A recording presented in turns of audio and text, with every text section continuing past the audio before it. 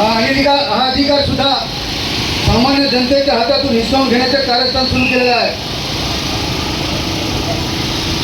आज सामान्य जनतेवर अन्याय अत्याचार, शेतकऱ्यांवर, शेतकऱ्यांच्या आत्महत्या, शिक्षणाचं बाजारीकरण, या सर्व जनसामान्याचे जे अधिकार आहे ते हिरावून घेण्याचं काम सुरू केलेलं आहे सरकारने. आणि त्याच्या विरोधात जर आवाज उठवला, हा आवाज उठवू नये. सामान्य जनतेची अभिव्यक्ती हे दाबण्याचे कारस्थान या राज्य सरकारने केलेलं आहे. आणि म्हणून हे जनसुरक्षा विधेयक कोणत्याही परिस्थितीमध्ये या राज्यातील, या देशातील जनता ही मंजूर करू देणार नाही, पारित करू देणार नाही. जरी सभागृहामध्ये त्यांचं बहुमत असलं तरी रस्त्यावर जनसागर उतरणार आहे. आणि ही सरकारची या सबंध जनसामान्यांची गाठ आहे.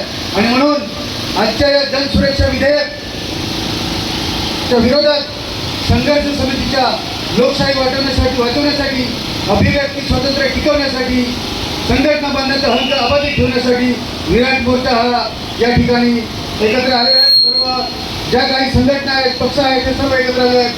मला विनंती करू इच्छितो की सर्व माकपाचे पदाधिकारी, शिवसेना उभाटाचे पदाधिकारी, कष्टकरी संघटनेचे पदाधिकारी, राष्ट्रवादी काँग्रेसचे पदाधिकारी, काँग्रेसचे पदाधिकारी, वाढवण मंडळ विरोधी युवा संघर्ष समितीचे पदाधिकारी, त्याचप्रमाणे आदिवासी एकता परिषद भूमी सेनेचे सर्व पदाधिकारी यांनी बॅनरच्या पुढे यायचं आहे.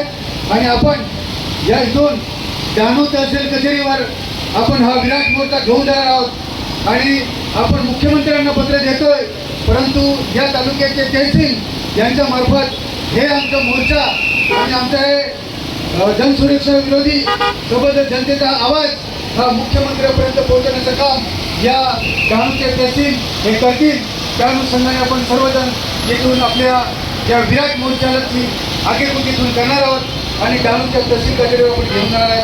तरी पुन्हा सर्व पदाधिकाऱ्यांना विनंती की आपण सर्वांनी पुढे यायचं आहे.